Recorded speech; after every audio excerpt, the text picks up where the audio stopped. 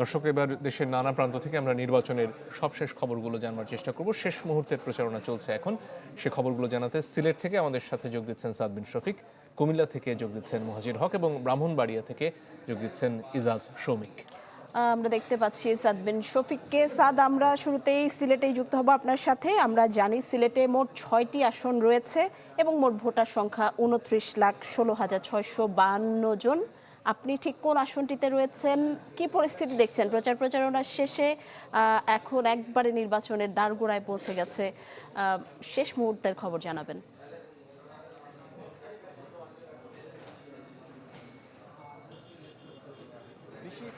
360 আউলিয়ার পূর্ণভূমি খ্যাত এই সিলেট, এবং সিলেট আমি এই মুহূর্তে যেখানে আছি সেটি হচ্ছে সিলেট 1 আসন। সিলেট 1 আসনটা মূলত সিলেট সদর এবং যেই সিলেট সিটি কর্পোরেশন মিলে এই 1 আসনটি। এবং একটি ইন্টারেস্টিং তথ্য আপনাকে দিয়ে রাখি, সেটি হচ্ছে বলা হয়ে থাকে এই সিলেট 1 আসনে যে জয় হয়ে থাকে তার দল ক্ষমতায় আসে। এখন পর্যন্ত যতগুলো সংসদ নির্বাচন হয়েছে সেই সংসদ নির্বাচনে কিন্তু এই ধারাটা কোনো একটা কারণে বজায় ছিল।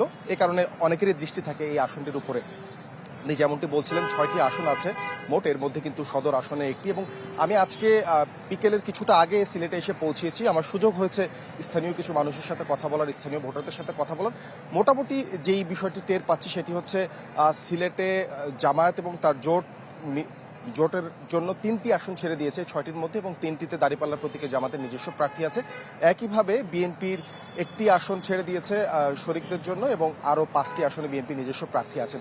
এর মধ্যে বলা হচ্ছে 3টি আসনে আসলে জামায়াত এবং বিএনপির সাথে মূল প্রতিদ্বন্দ্বিতাটা হবে।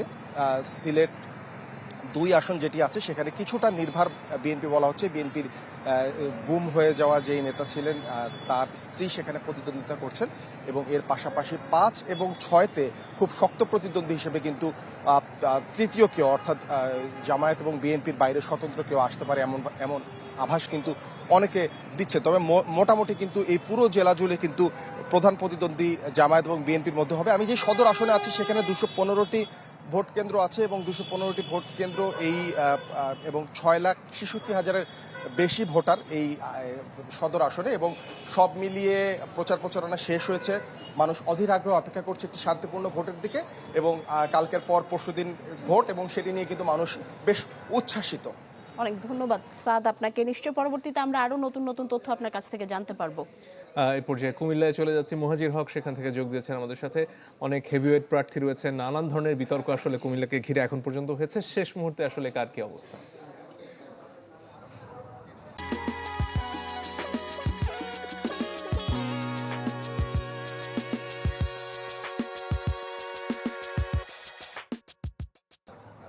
মতিন, আসলে কুমিল্লা এই এলাকাটিতে আমি বিকেল থেকেই বলা যায় যে কুমিল্লা 4 এবং কুমিল্লা 5 এই 2টি আসনে ঘুরে দেখেছি, এবং এখানকার ভোটার যারা রয়েছেন এবং যে ভোট উৎসব যে কথাটা বারবার আমরা বলছি, সেই ভোট উৎসব এবং ভোটারদের আমরা কিন্তু প্রতিক্রিয়াটা খুবই স্পষ্ট দেখেছি যে এবারের নির্বাচনে তারা দল নয়, বেশিরভাগ ভোটাররাই বলছেন তারা প্রার্থী দেখে ভোট দিবেন।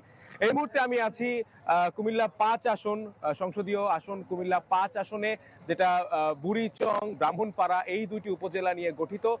এখানে কিন্তু মূলত এখানেও দাঁড়িপাল্লা এবং ধানের শীষ এই 2 প্রতীকের লড়াই। অর্থাৎ এখানে বিএনপি মনোনীত যিনি প্রার্থী রয়েছেন মোহাম্মদ জসিমউদ্দিন, এবং জামাত মনোনীত যিনি প্রার্থী রয়েছেন ডক্টর মোহাম্মদ মোবারক হোসেন, এই 2 প্রার্থীর কথাই বারবার ঘুরে ফিরে আসছে। যদিও এই কুমিল্লা 5 এই আসনটিতে মতিন আমাদের এখানে নির্বাচন করছেন সিপিবির কেন্দ্রীয় সাধারণ সম্পাদক আব্দুল্লাহ কাফি রতন, তিনি এখান থেকে নির্বাচন করছেন। তো ভোটের মাঠে তার এত হাত নেই বলেই বলছেন এখানকার ভোটাররা মূল লড়াইটা ঘুরে ফিরে এখানে দাঁড়িপাল্লা ধানের শীষ। আমরা কুমিল্লা 4-এর কথা বলছিলাম, কুমিল্লা 4-এ গিয়েছে। আপনি জানেন যে কুমিল্লা 4 এই আসনটিতে নির্বাচন করছেন এনসিপির মুখ্য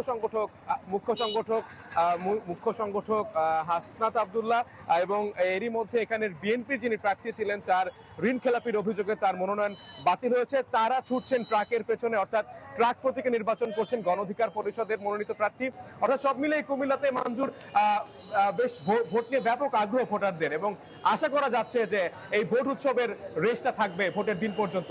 মানজুর। মহাজির, ধন্যবাদ আপনাকে। মহাজির হক আমাদের সাথে যোগ দিয়েছিলেন আমরা কুমিল্লা থেকে। এই মুহূর্তে ব্রাহ্মণবাড়িয়া যাব। ইজাদ শ্রমিক যুক্ত আছেন। ইজাদ শ্রমিক, আমরা যেমনটি জানি যে ব্রাহ্মণবাড়িয়ায়ও 6টি আসন রয়েছে এবং ব্রাহ্মণবাড়িয়ার 2 আসনে বিশেষ করে লড়ছেন, স্বতন্ত্র প্রার্থী হিসেবে লড়ছেন রুমিন ফারহানা। নির্বাচনের এই দৌড়ে আসলে কোন দলের প্রার্থীরা শেষ মুহূর্তে গিয়ে আছেন, সবশেষ খবর জানাবেন।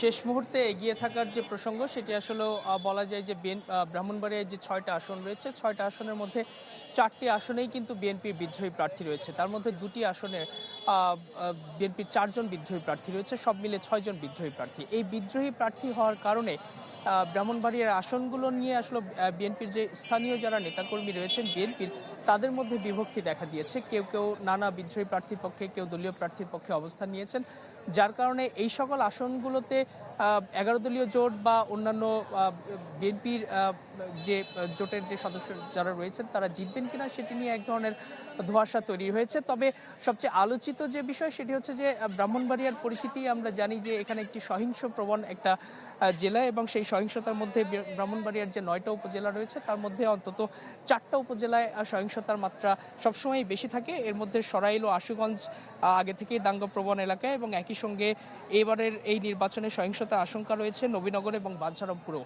যার কারণে এই জেলাকে কেন্দ্র করে আইন শৃঙ্খলা রক্ষাকারী বাহিনীর সদস্যরা বিশেষ গুরুত্ব দিয়েছেন এবং আজকে সেনাবাহিনীর উদ্যোগে একটি যৌথ